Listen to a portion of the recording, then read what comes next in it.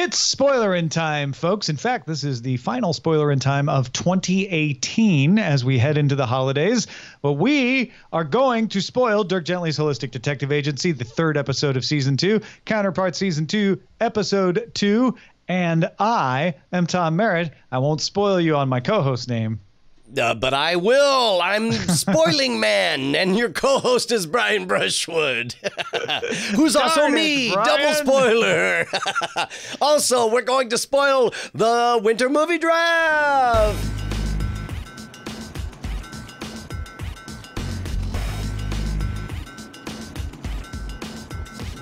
I haven't looked since a few days ago. Tom, dare I look, Brian? You know the answer. I'm still in first! Yes, of course, you're still in first. You're killing me with all your firstness.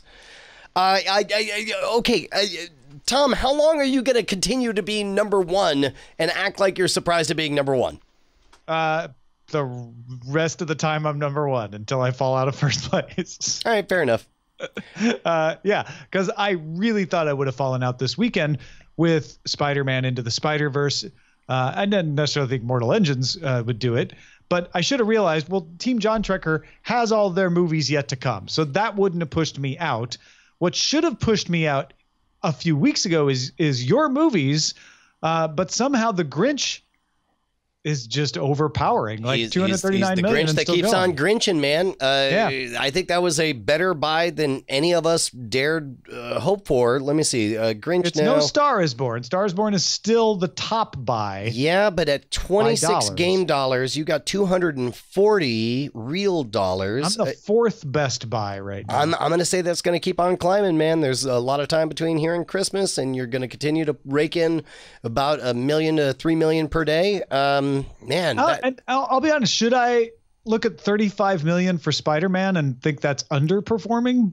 Because I kind of do. I mean, not that I'm saying it's bad, but what's funny is so universally praised, and there really wasn't anything else competing with it this week. I so totally didn't believe that was the whole weekend total that I was in the middle of calling up Box Office Mojo to see if that was that just seems Friday. like a Friday total, not a full weekend. Unfortunately, according to Box Office Mojo, it says domestic total as of December 16th, which would be Sunday night, $35 million. That is a crime. That is a travesty of comic book proportions. That is awful. For how good it is, it deserves so much more money. So much more money. And keep in mind, I am a huge fan of the director of The Grinch, but no, The Grinch does not deserve that much more money than Spider-Man. I will say Spider-Man has incredible word of mouth right now. Yeah. Yes. It is an animated superhero movie that is actually good. Yes. At the holidays. At the holidays, which will give it some legs. Not to mention, who knows what this reporting. I hope so. But here's what I can confess is the theaters were at most half full both times when I saw it on opening day. Yeah, I that really was a Thursday night, right? That was fair enough. Yeah. Thursday night, that matters. Like I went on last night, Sunday night, and it was not stuffed to the gills, but there was a dozen more people than I thought would be there on a late Sunday showing. Right. With kids. You can take kids to this. Actually, to bring this back to your earlier question, Brian, I will be not surprised. I will be very surprised if I'm still in first place the next time we talk about the movie draft, because between this episode and our next post-holiday episode, Team Cordkillers gets Mary Poppins Returns. Team John Trekker gets Aquaman. Justin gets Bumblebee. You get Holmes and Watson, which ain't nothing. And we will then know at the end of all of that, at the end of the holiday movie season, just how much money the Grinch could continue to squeeze out, how much more Spider-Man gets, and whether Aquaman is blockbuster enough, because it is also getting positive reviews, to power Team John Trekker into the top spot. I'll tell you what, though. Also, second act. We have sat in fear of Team John Trekker this entire draft long. If Spider-Man underperforms from where I was expecting, if it barely crosses across 100 million, then all of a sudden it's up to Aquaman, Glass, and Serenity to make 450 million or 400 million or so, and that doesn't seem likely, as Bryce points out. Yeah. What did Spider-Man Homecoming do? Because I wonder if that's a similar thing where It's just a Spider-Man disease. Well, maybe it has a slow first week, but good word of mouth. I mean, word of mouth is going to do a lot for. I think among the people who don't love comic book movies, but just like movies, and I often see comic book movies because of that, Spider-Man Into the Spider-Verse feels like a niche movie. When they see the trailer, they're like, oh, it's animated. Uh-huh. It's too bad. And it feels like, oh, it's going to be like a TV show. It's not really Spider-Man. Right. Right. I think it's suffering a little bit of that impression among the wider populace that would push the numbers up. And Bryce, like you're saying, hopefully the word of mouth gets through like, oh, no. It's actually great. You got to realize this is probably one of the best Marvel movies you'll ever see. Right. The answer to your question, Bryce, was opening weekend was $111 million, and domestic total gross was 334. Okay, that's good legs. Yeah, I mean, but if we track it at 1/3 of that, then it does kind of like we were fearing, like just over 100 million. Yeah. Well, because opening weekend, its opening weekend was 1/3 of Spider-Man: Homecoming's opening weekend. Yeah, possibly. Mm-hmm. So we'll see. All right, let's get into Spoilerin, the second episode of Counterpart. Brian, I know you had said you wanted to just stay on this side of the wall, but we pretty much spent the entire episode on that side of the wall. In fact, we did. Yeah, and I felt like my excitement tracked. We got a pouty, stoic, and ultimately kind of badass, our Howard Silk, although he feels increasingly less like ours as we spend more and more time away from him. He just seems like the stubborn Howard Silk, and I'm not sure how to deal with that. We also had what was clearly played as a big reveal that our Howard Silk's wife is a Prime or Alpha. I forget which one is which. We're Prime. Okay, so Prime Mrs. Howard Silk was across the border and doing crossover work, but I feel like they had fairly communicated that there was more to her than we had expected, and she was up to some devious dealings.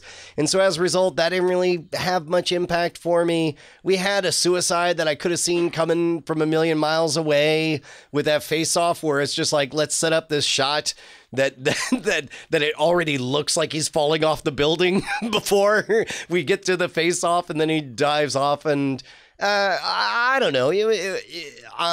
I didn't feel like I was given a lot outside of seeing Alpha Mrs. Howard Silk face down management. That was fun when she's there in the room and she's like, oh, should I talk to you or to this webcam?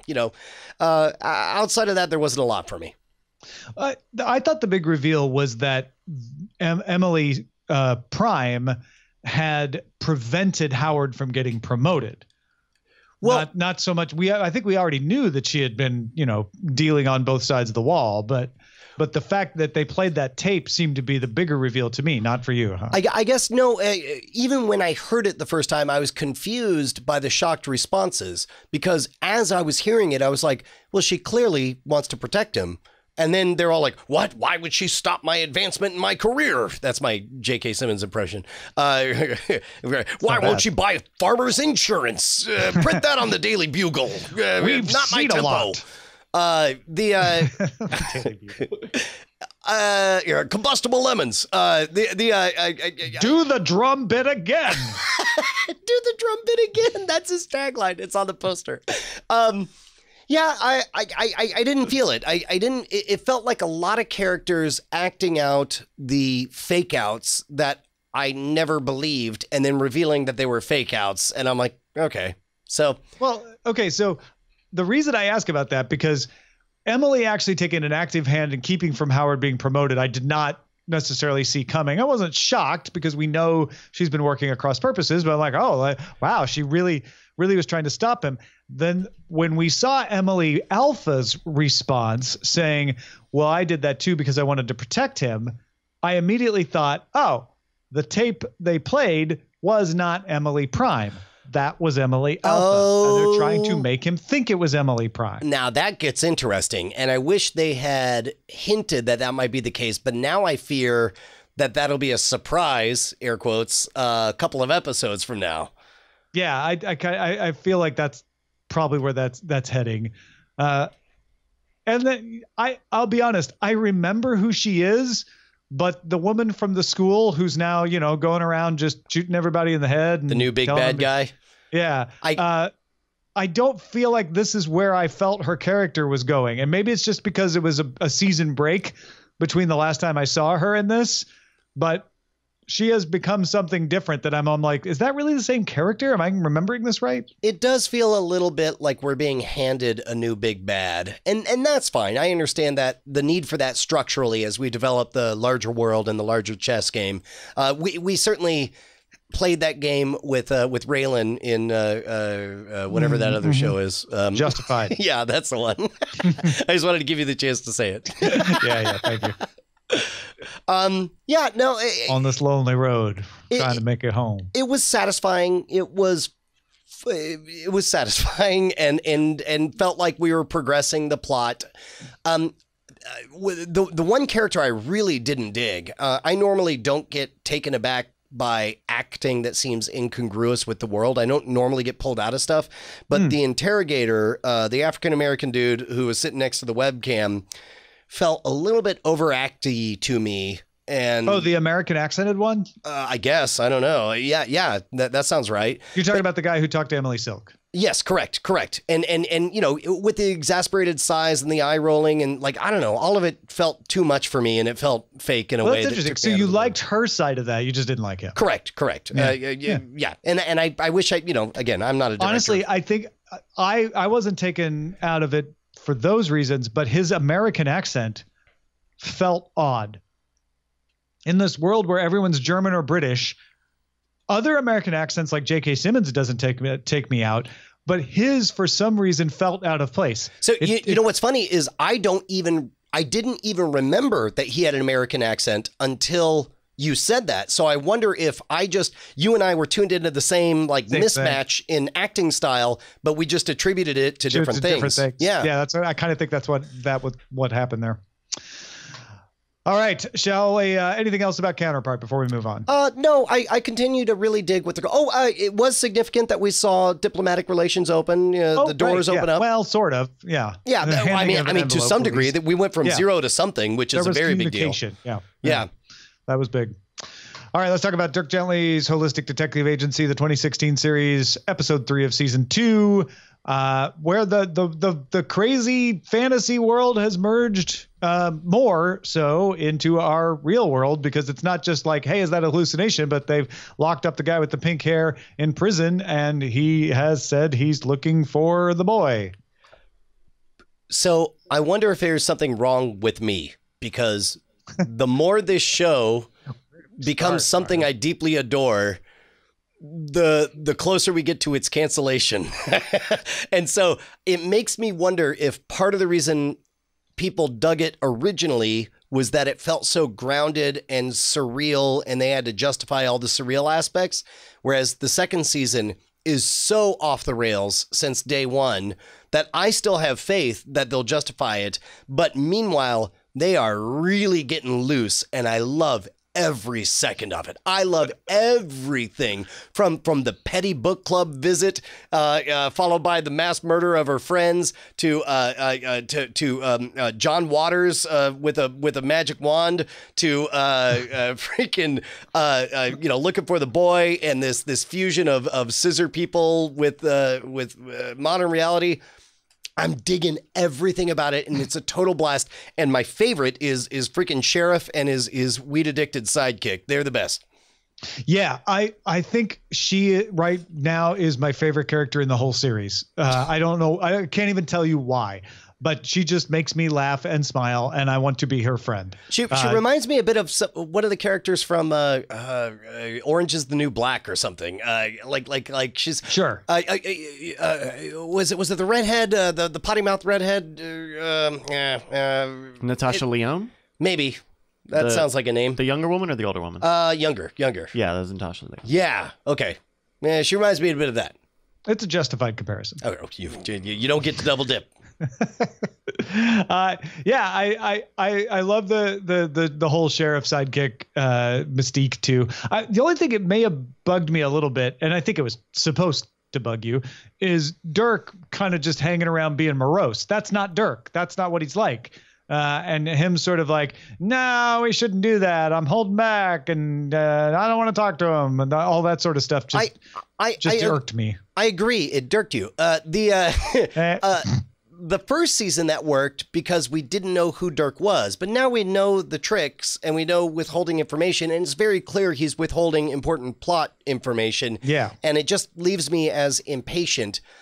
Speaking of which, side quest, how do we feel about Wash and his character? Oh, right. We didn't talk about Alan Tudyk last week. Yeah. And he is so good. I mean, we all love him as Wash from Firefly, who is a saint among men. Yet he is great as a bad guy. I love Alan Tudyk. I'm not sure if I love this character. I will go a step further and say I don't love this character. You don't like it. Okay. Like, I actively find him to be in a whole show of one-dimensional characters, he manages to be even more one-dimensional than the rest He's like of them. Half a dimension? which is quite a feat in and of itself. And also the ruse by which he gets at Frodo's Amanda. sister. Yeah, I mean, it's like I don't know. I just didn't really feel most of that. Yeah, I felt the Amanda side. That's all. Correct. She's Alan great. Tudyk side, She's amazing. What I like about the Alan Tudyk character is Alan Tudyk. I just don't feel like they've given him the right character. And maybe that's a problem in casting Alan Tudyk into a one-dimensional role. Maybe it would have been better as somebody else. Well, and I feel like he would have had more room to maneuver if dumb Captain America wasn't just such a one-note yeah, he's already the one. Like, you could have dumb Captain America do what Alan Tudyk's characters do. Right. Well, and more importantly, what I want to see is Alan Tudyk look dumb and then outmaneuver someone. But it's like, where's the joy in him outmaneuvering dumb Captain America? You know, I don't get anything out of that. Yeah, that's true. I'm never disappointed, though, when I turn this show on. So I'm looking forward to seeing how it folds in next. And I have no guesses about how the fantasy world fits into the real world, and I can't wait for them to explain it to me. You know what's funny? As I started to test what I would be disappointed with, if you told me it was a nanobot constructed hologram in the mind of someone that made flesh by a materializer, I'd be all like, cool. If you told me it was an alternate fractional dimension caused by the dreams of an insane hobo, I'd be like, cool. You know, I mean, it's like, I don't know, as long as the characters continue to be as amazing and joyful as I'm experiencing them right now, I think I'm on board for just about whatever you got. Well, whether Dirk Gently is one of our favorite shows of the year is something you'll have to wait to find out until next week's Killies episode. As I mentioned, Cordkillers and Spoilerin Time taking some time off for the holidays. We'll be back in January, but next week we'll give you a special episode, the return of our Best of the Year award, the Killies. Talk to you then.